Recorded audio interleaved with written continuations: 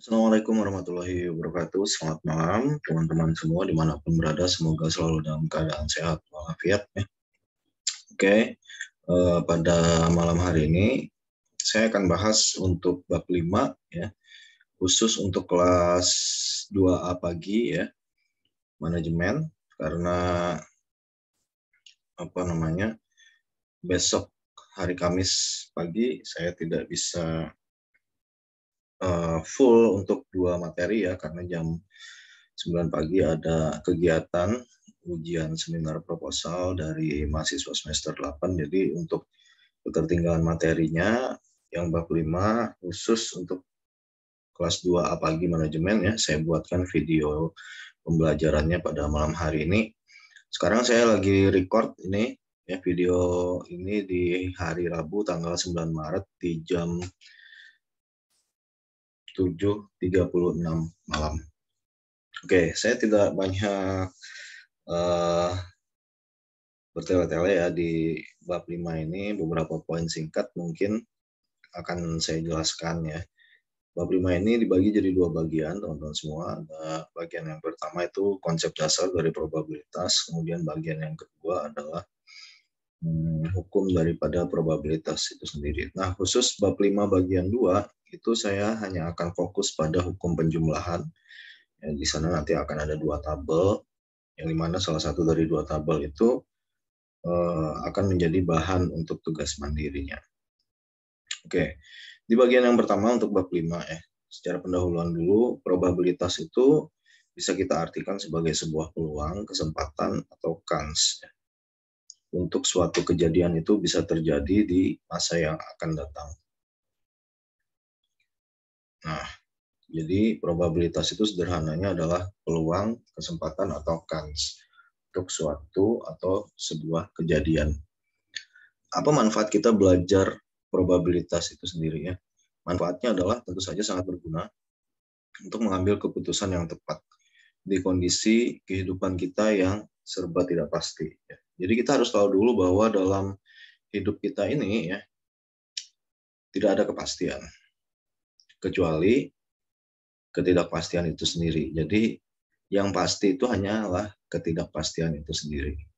Ya, selain kematian dan juga kelahiran gitu teman-teman ya.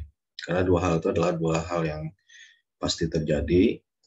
Jadi yang dimaksud probabilitas di sini adalah selain daripada 2 hal tersebut. Karena di dunia ini tidak ada yang pasti ya. Misalkan besok kita belum tentu bisa sehat, ya. Bisa jadi kita sakit. Besok belum tentu kita punya uang atau mendapatkan uang ya. Bisa jadi kita tidak mendapatkan uang besok gitu. Nah, jadi itu adalah sebuah ketidakpastian. Muncul probabilitas yang membantu kita untuk bisa mengambil keputusan yang tepat ya, tanpa emosional tentunya. Oke.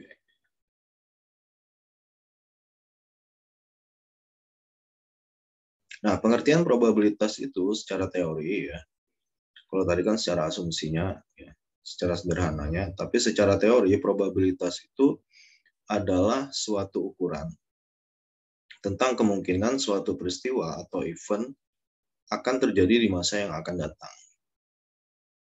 Jadi menurut Lin di tahun 2002, ya, dia mendefinisikan probabilitas itu sebuah ukuran tentang kemungkinan sebuah peristiwa itu bisa terjadi di masa yang akan datang. Contoh misalkan teman-teman berangkat dari rumah ya, ke kampus pakai helm, kemudian kondisi motornya bagus, terus jalan ke kampus ya paling maksimal 40 km per jam. Nah, kira-kira ya peluang untuk selamatnya itu bisa lebih besar. Ya, kita anggaplah 0,7 atau 70%. Apakah tidak ada risiko kecelakaan? Tetap ada ya. Tetap ada di jalan. Tapi kalau kita bersiap dari rumah menggunakan helm dengan baik dan benar ya, terus helmnya juga SNI, kemudian kondisi motor kita bagus, ban tidak ada yang bocor atau kempes, kemudian oli sudah diganti dan lainnya. Terus kita di jalan berkendara maksimal 40 km per jam. Nah, itu kemungkinan selamat untuk sampai di kampus ya pasti besar ya. Misalkan bisa 70 sampai 80% atau 0,7 sampai 0,8. Nah, sekarang bandingkan misalkan kalau ya, teman-teman berangkat dari rumah ke kampus nggak pakai helm, terus kondisi motornya juga tidak standar, kemudian ngebut ya dengan kecepatan 80 km per jam. Nah, kira-kira ya peluang, kesempatan atau kans untuk selamatnya sampai di kampus itu pasti kecil. Nah, pasti kecil. Kenapa? Karena resiko kecelakaan di jalan itu menjadi semakin besar. Ya peluang selamat misalkan 30% lah. Peluang untuk celaka ya pasti lebih besar gitu. Nah, jadi probabilitas menurut Lin itu bisa diukur. Ukurannya bagaimana? Ukurannya dinyatakan dengan angka desimal dari 0 sampai 1. Atau dalam bentuk persentase dari 0% sampai 100%. Nah, itu menurut Lin ya teorinya. Teman-teman bisa cari teori probabilitas yang lain ya, yang relevan dengan pembelajaran kita. Kalau kita berbicara tentang probabilitas, maka harus ada 3 hal dalam probabilitas itu. Yang pertama harus ada percobaan. Eksperimen atau sebuah kegiatannya. Nah, percobaan yang dimaksud oleh Lin itu apa? Percobaan itu berarti pengamatan terhadap beberapa aktivitas atau proses yang memungkinkan timbulnya paling sedikit 2 peristiwa tanpa memperhatikan peristiwa mana nanti yang akan terjadi. Kemudian, komponen yang kedua harus ada hasil. Dalam probabilitas itu mesti ada hasil atau daftar hasilnya atau outcome. Hasil yang dimaksud Lin itu adalah suatu hasil dari sebuah percobaan atau sebuah kegiatan. Dalam hasil ini, maka semua kejadian itu akan dicatat. Atau dalam artian, seluruh peristiwa yang akan terjadi dalam sebuah kegiatan atau percobaan itu akan dicatat. Contoh, kalau kita ikut ujian semester, maka hasil yang akan diperoleh oleh mahasiswa itu cuma ada 2. Lulus atau tidak lulus. Nah, gitu ya. Itu hasil. Lulus dan tidak lulus itu hasil. Nah, komponen yang ketiga ini disebutnya dengan peristiwanya atau kejadiannya. Peristiwa itu adalah kumpulan dari satu atau lebih hasil yang terjadi pada sebuah kegiatan. Contohnya misalkan, ya, kegiatannya adalah ujian. Mahasiswa mengikuti ujian akhir semester untuk mata kuliah statistik. Hasil yang akan mereka terima, yang ada dalam kepala mahasiswa itu, dia hanya memikirkan 2 hasil nih. Lulus atau tidak lulus. Bagaimana mahasiswa itu bisa memperbesar peluang mereka untuk bisa lulus di mata kuliah statistik? Yang pasti mereka harus belajar, hadir saat perkuliahan, mengerjakan tugas, itu. Dan juga hadir saat ujian. Sehingga kecil kemungkinan mereka untuk tidak lulus. Nah, kalau peluang tidak lulusnya itu besar, berarti mahasiswa itu selama kegiatan kuliah, dia tidak pernah hadir, tidak pernah mengerjakan tugas, dan ujiannya ikut susulan misalkan. Jadi kegiatannya tadi adalah ujian akhir semester mata kuliah statistik. Hasil yang bisa diperoleh bisa lulus, bisa tidak lulus. Setelah kegiatan itu berlangsung selesai, maka peristiwa yang terjadi, misalkan mahasiswa lulus mata kuliah statistik. Nah itu ya. Jadi kalau teman-teman ikut ujian, maka hasilnya itu hanya keluar 1 dari 2 hasil. Jadi tidak bisa seorang mahasiswa itu ikut mata kuliah statistik misalkan, terus di akhir semester hasilnya adalah lulus dan tidak lulus. Nah itu jadi bingung kan? Karena hanya ada 1 hasil yang keluar di antara 2 hasil. Sehingga rasionya adalah 1:2. 2 itu apa? 2 itu adalah daftar hasil ujian tadi, lulus atau tidak lulus. 1 itu apa? 1 itu artinya lulus dan tidak lulus itu punya kesempatan yang sama untuk muncul di dalam sebuah peristiwa. Oke, saya berikan contoh lain misalkan. Kegiatan atau percobaannya adalah pertandingan sepak bola antara Fakultas Ekonomi melawan Fakultas Pertanian. Hasil yang bisa didapat oleh Fakultas Ekonomi antara lain bisa menang, bisa kalah, atau seri. Kemudian bertanding tuh Fakultas Ekonomi melawan Fakultas Pertanian bertanding. Fakultas Ekonomi selama 90 menit. Setelah 90 menit, ya, wasit meniupkan peluit panjang. Skor menunjukkan 2-0 untuk kemenangan Fakultas Ekonomi. Maka peristiwa yang terjadi setelah pertandingan sepak bola itu adalah Fakultas Ekonomi menang. Berarti kan hanya ada satu hasil yang keluar di antara 3 ini kan. Jadi tidak mungkin Fakultas Ekonomi itu menang, kalah, dan imbang di waktu yang sama. Itu kan sangat bingung sekali itu kalau main sepak bola kayak gitu kan. Kita bayangkan misalkan Manchester United melawan Liverpool gitu. Setelah 90 menit pertandingan, MU menang, kalah, dan imbang. Di satu pertandingan itu. Berarti kan nanti poin di klasemennya semakin membingungkan. Menang 3, kalah min 3, terus imbang jadi plus 1. Nah itu kan nggak ada. Nah artinya adalah dalam probabilitas ini hanya akan ada satu hasil yang keluar di antara beberapa hasil. Dan peristiwa yang lainnya tidak bisa terjadi di waktu yang bersamaan. Gitu. Nah, probabilitas tadi dinyatakan dalam bentuk pecahan bisa ya dari 0 sampai 1. Atau dinyatakan dalam bentuk persentase dari 0% sampai 100%. Ada beberapa hal yang harus kita perhatikan dalam probabilitas. Yang pertama, ada kejadian yang tidak mungkin terjadi. Contoh, tidak ada balita di dunia ini yang bisa melahirkan seorang anak. Berarti kan itu adalah sesuatu hal yang mustahil untuk terjadi. Maka probabilitasnya dilambangkan dengan angka 0 atau dengan nilai 0. Probabilitas yang diberikan nilai 0 itu berarti menunjukkan peristiwa itu tidak mungkin terjadi. Contohnya tadi adalah tidak ada anak balita yang melahirkan seorang bayi. Oke. Kemudian ada probabilitas yang dinilai dengan angka 1. Itu berarti menunjukkan bahwa peristiwa itu pasti terjadi. Contohnya, semua dari kita ini manusia pasti akan mengalami kematian atau meninggal dunia. Itu adalah hal yang pasti terjadi. Gitu. Maka suatu hal yang pasti terjadi atau suatu hal yang sudah terjadi dalam probabilitas itu dinilai dengan angka 1 atau 100%. Kalau mustahil terjadi tadi dinilai dengan angka 0 atau 0%.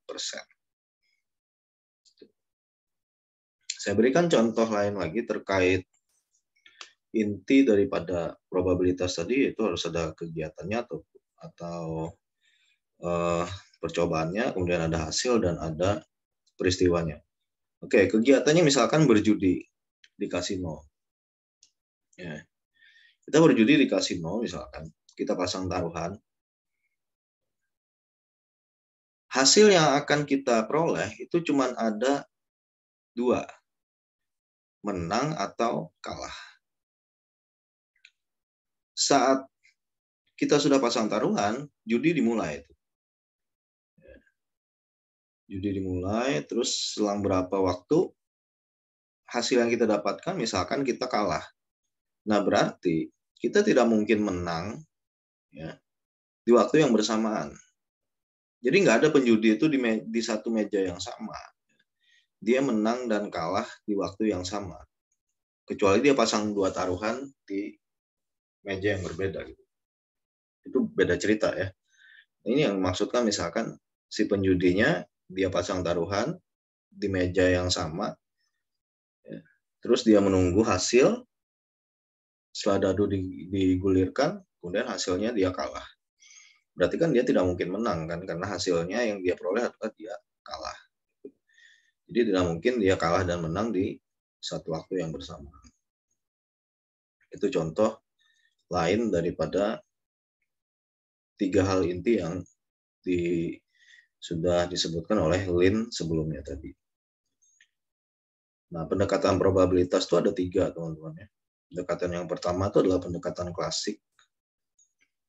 Pendekatan klasik itu berarti dia mengasumsikan bahwa semua peristiwa itu punya kesempatan yang sama untuk terjadi. Maksudnya gimana, Pak? Oke, maksudnya kayak gini. Kita tadi bertanding sepak bola. Ya. Kita tadi bertanding sepak bola. Saat kita bertanding sepak bola itu, maka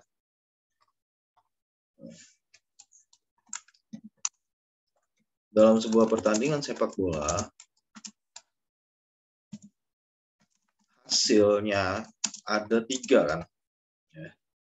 Pertama menang, kalah, atau seri. Ketiga hasil tersebut punya kesempatan yang sama untuk muncul atau terjadi di akhir pertandingan. Sehingga rasionya adalah 1:3. Maksudnya 1:3 itu apaan? Oke. 3 tadi kan adalah hasil yang ada dalam pertandingan sepak bola ya. Menang, kalah, dan seri. Itu kan hasilnya ada 3. Nah, terus setelah tim bertanding selama 90 menit, mereka tuh hanya akan mendapatkan satu hasil di antara 3. Iya kan? Nah, tadi sudah disebutkan bahwa ketiga hasil tersebut punya kesempatan yang sama untuk muncul atau terjadi di akhir pertandingan. Jadi sebuah tim itu saat bertanding, mereka bisa kalah, menang, atau seri. Semuanya tergantung dari bagaimana tim itu memaksimalkan kesempatan mereka di lapangan gitu. Ya kalau pemainnya pada ogah-ogahan, kemungkinan mereka untuk kalah tuh semakin besar gitu. Kalau pemainnya bermain dengan determinasi tinggi ya, dengan tekun, kemudian menjaga posisi mereka masing-masing, ya, bisa bekerja sama secara tim maupun individual, maka kesempatan mereka untuk menang itu akan semakin besar. Tapi kalau kedua tim sama-sama kuat, maka pertandingan itu berkesempatan untuk berakhir imbang. Sehingga semua hasil itu punya kesempatan yang sama untuk muncul. Sehingga satu di situ dimaksudkan adalah setiap hasil memiliki satu kesempatan yang sama. Sehingga rasionya dituliskan 1:3. Gitu. Nah, itu maksudnya dalam pendekatan klasik. Semua hasil itu dipukul rata. Kesempatan untuk munculnya sama. Punya 1. Kalau orang main judi tadi, hasilnya cuma ada 2. Menang atau kalah. Berarti rasionya adalah 1:2. Itu pendekatan klasik. Contoh pendekatan klasik yang lainnya. Mahasiswa kalau kuliah S1 selama 4 tahun, hasilnya cuma ada 2 yang diperoleh. Lulus atau tidak lulus. Berarti rasionya sama, 1:2. Kayak gitu ya. Itu yang dimaksudkan pendekatan klasik tadi. Nah ini, pada kegiatan belajar mahasiswa, semua hasil ada yang sangat memuaskan, dan terpuji. Artinya selama mereka kuliah 4 tahun itu, ya, mereka bisa dapatkan beberapa predikat nih. Yang jelas satu mahasiswa itu hanya bisa mendapatkan 1 predikat kalau mereka jadi sarjana. Ya. Hasil yang bisa didapatkan oleh seorang sarjana saat mereka lulus, ya, oleh seorang mahasiswa saat mereka lulus, bisa lulus dengan predikat sangat memuaskan atau terpuji. Setelah kuliah 4 tahun selesai, waktunya wisuda, ya, maka hanya akan ada satu peristiwa yang terjadi. Lulus dengan memuaskan, sangat memuaskan, atau terpuji. Sehingga semua mahasiswa itu punya kesempatan yang sama untuk sehingga semua predikat kelulusan itu bisa muncul dengan kesempatan yang sama. Ya, jadi rasionya 1:3 gitu. Dan seluruh mahasiswa yang mau diwisuda itu peluang mereka untuk lulus sangat memuaskan dan terpuji tergantung dari bagaimana mereka memaksimalkan peluang mereka saat mereka kuliah. Nah, itu contohnya ya, contoh lain. Peristiwanya disebut dengan peristiwa yang saling lepas. Apa itu peristiwa yang saling lepas? Adalah peristiwa yang terjadi di mana kalau sebuah peristiwa itu terjadi, maka peristiwa yang lain tidak bisa terjadi pada saat yang bersamaan. Sekarang bayangin kalau satu tim sepak bola tadi setelah 90 menit bertanding, mereka menang, kalah, dan imbang di waktu yang sama, itu tidak mungkin. Karena mereka hanya akan mendapatkan satu hasil saja daripada 3 hasil itu. Nah, sama seperti mahasiswa tadi, kalau dia lulus jadi sarjana, hanya akan ada satu predikat yang mereka bisa peroleh. Sangat memuaskan, atau terpuji. Tidak bisa seorang wisudawan itu, seorang sarjana itu lulus dengan 3 predikat sekaligus. Karena dalam kelulusan itu predikat yang paling tinggi jelas dengan pujian atau terpuji. Jadi kalau semuanya diborong, waduh tuh siswanya rakus banget berarti. Ya. Pendekatan yang kedua disebutnya pendekatan relatif. Relatif ini berbeda dengan pendekatan klasik ya. Dalam pendekatan relatif, probabilitas suatu kejadian itu untuk terjadi tidak dianggap sama. Tergantung dari seberapa banyak kejadian itu terjadi. Nah, contohnya gimana? Oke, contohnya kayak gini nih teman-teman ya. Misalkan dari kegiatan belajar mahasiswa selama 4 tahun, kita bisa melihat hasilnya pada wisuda sarjana. Ada 800 orang mahasiswa atau wisudawan yang diwisuda di hari itu. Dari 800 orang mahasiswa itu, predikat kelulusannya itu macam-macam. Ada yang memuaskan, ada yang sangat memuaskan, ada yang lulus dengan predikat terpuji. Nah, sekarang perhatiin di sini. Ada wartawan datang meliput kegiatan wisuda Universitas Pancabudi itu. Dia tanya sama Pak Rektor, Pak Rektor, yang di wisuda hari ini ada berapa orang? Ada 800 orang wisudawan. Oke. Dari 800 orang itu, Pak, yang lulus dengan predikat memuaskan, itu ada berapa? Ada 500 orang.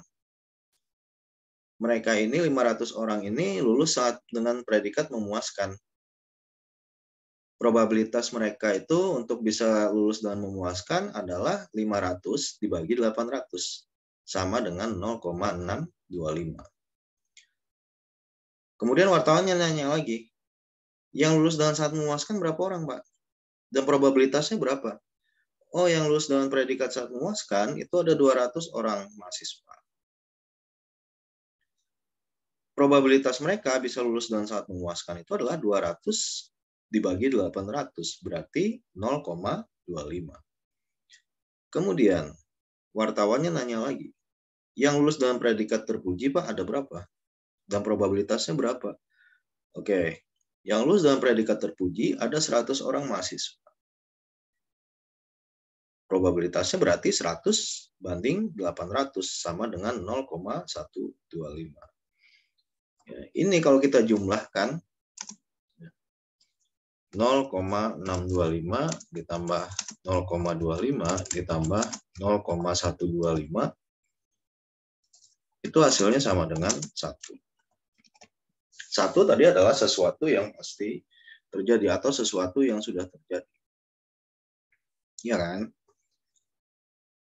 Pertanyaan saya adalah 800 orang mahasiswa itu kan pasti di wisuda hari itu kan, berarti kan mereka dinyatakan lulus gitu. Ya kan? Sehingga semua probabilitas tadi kita jumlahkan, maka nilainya adalah 1. 1 adalah sesuatu yang pasti terjadi atau sesuatu yang sudah terjadi gitu, atau sesuatu yang sedang terjadi. Nah, kegiatan wisuda saat itu 800 orang mahasiswa, berarti kan 800 orang mahasiswa itu dinyatakan lulus semua kan. Yang membedakan adalah dari 800 orang mahasiswa itu berapa orang yang lulus sangat memuaskan, berapa orang yang lulus memuaskan, dan berapa orang yang lulus dengan predikat terpuji. Di situ perbedaan probabilitasnya.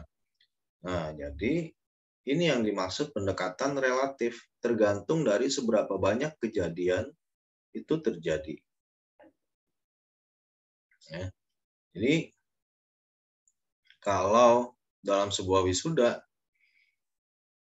itu tidak bisa semua satu angkatan itu, misalkan bukannya nggak bisa sih ya, sulit untuk terjadi dalam satu angkatan itu lulus dengan predikat terpuji semua mahasiswanya gitu.